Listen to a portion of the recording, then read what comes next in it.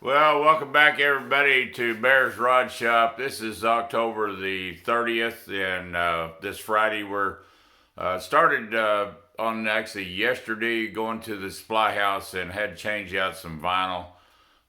Picked two colors. When I unrolled them, one of the tans was not what I ordered.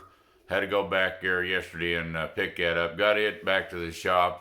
I'll be showing you the color schemes that are going to go into this 55 Chevrolet that we're starting this week.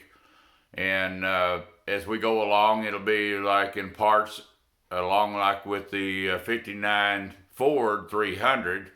So you'll have to bear with me. I'm not going to try to rush this through and stall and stop and edit. It'll be in several parts as well. Now, we have a little bit more detail on this. We have armrests that is incorporated. It's got to go into the 55 two-door post.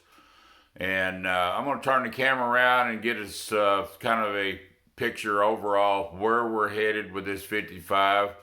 I've got approval from the owner and yesterday, and we're going to go forward with my design. And I think he's very pleased with it.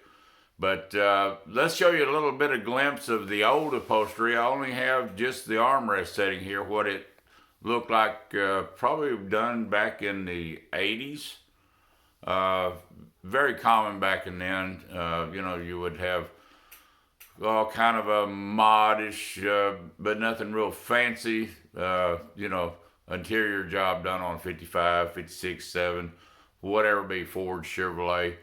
And but I'll show you those, and then we'll move on and show you the easel board of the design that we are going to incorporate to this 55 two-door post. That being said, let's turn this camera around and get started.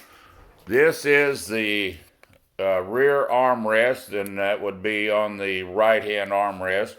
And this was just kind of a draped over, I wouldn't even call it a nice fabric, but you can kind of get a glimpse that did not and will not give the car any kind of appeal.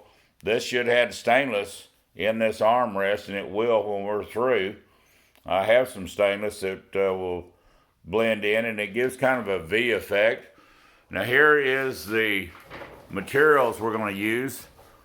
See if we can get you down. This is Symphony. They call it classic, but it's just same thing. It's been around for a while. It's the leather, not only look, but feel. This wears real well. This is hospital grade, and no, you guys, you trimmers, you don't want to waste a bunch of this because it is not as high as leather, but it's up in near the $39 a yard cost. This would be the welt cord.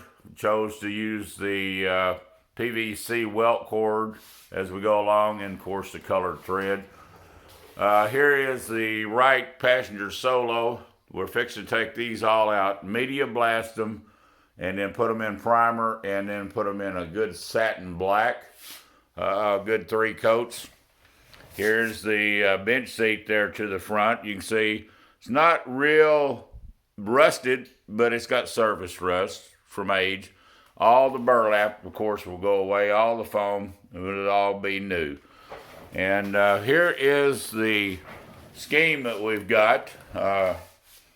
We could have propped this up maybe a little better for you to see, but we're going to incorporate some 3-inch and some 1.5-inch pleats to give us 12 inches that will match that center band.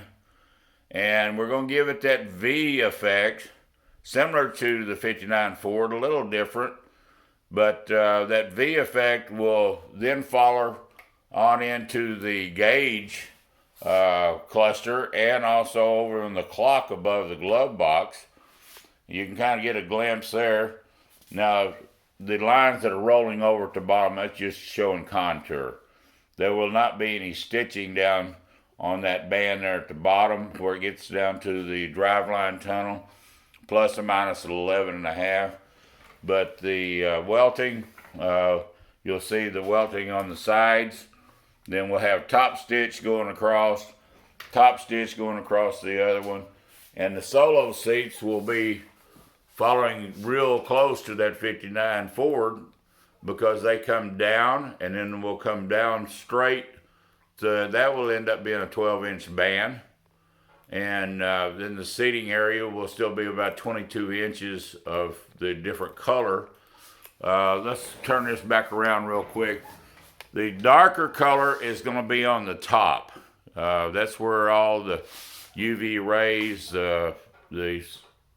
all the wear is going to get up on the top. This will be towards the package trays, towards the doors, and then this will be in the seating areas. And it's going to make a really nice, clean look to this 55. We hope y'all will follow us, come back, subscribe. Any comments? I have a request to show how I sew up welting from scratch, how I do top stitching from scratch. I will try to get those videos out in another kind of a teaching tutorial, and the different types of foot that we have here that we will incorporate and use. And if you have, like I say, any comments and questions, please send them to me and we will get to them in a timely order. But today being Friday, I've got to gear up. We've got nice weather this afternoon. We had frost this morning, but got a nice sunny, I think 65 out there. We're going to get out here and media blast and do some painting today on the frame work and get that ready to come back in here late this afternoon or in the morning. And please again, share, subscribe. If you like what we're doing here, come back and visit. And we appreciate all our subscribers. Those that are watching regularly, we really appreciate it. We would love to get to the 100,000 mark. Don't know if it'll happen in my lifetime, but Joe Pye over there, thumbs up to you at Advanced Engineering Machine Shop there in Austin, reaching that 100,000 mark. I watch you every day. I watch Brian over at Metal Shaper, Pete 222, A-Bomb. I always like to include these guys, and you know, they teach me a whole lot, and you know, maybe they'll ask me a poster question someday.